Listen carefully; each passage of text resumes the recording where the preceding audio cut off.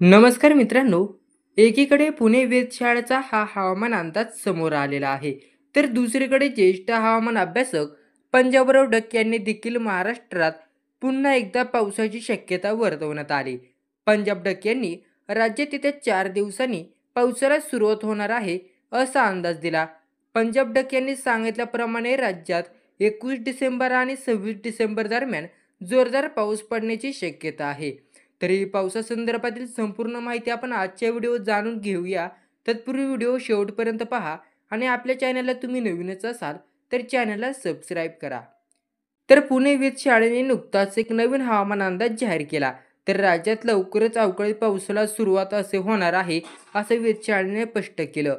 वेधशाळेने सांगितल्याप्रमाणे येत्या 2 दिवसांनी अर्थातच 19 तारखेला महाराष्ट्रात पुन्हा एकदा पावसाला सुरुवात होणार.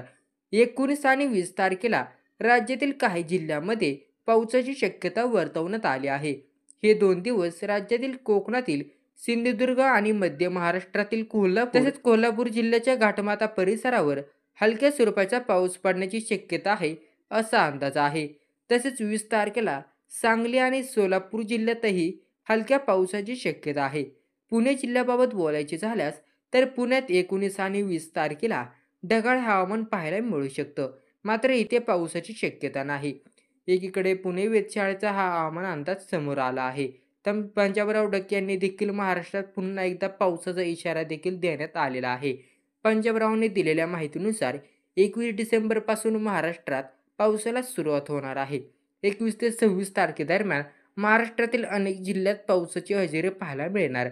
यवतमाळ, नागपूर, चंद्रपूर, नांदेड, हिंगोली, पुसद, अमरावती, वर्धा, वाशिम, बुलढाणा, अकोला, परभणी, लातूर, धाराशिव, बीड, सोलापूर, सांगली, सातारा, कोकण किनारपट्टी, मुंबई, अहिल्यानगर, छत्रपती संभाजीनगर, वैजापूर, गंगापूर, शिर्डी, संगमनेर, दौंड, नंदुरबार, धुळे, जळगाव, नाशिक या भागात पावसाची शक्यता वर्तवण्यात आली आहे.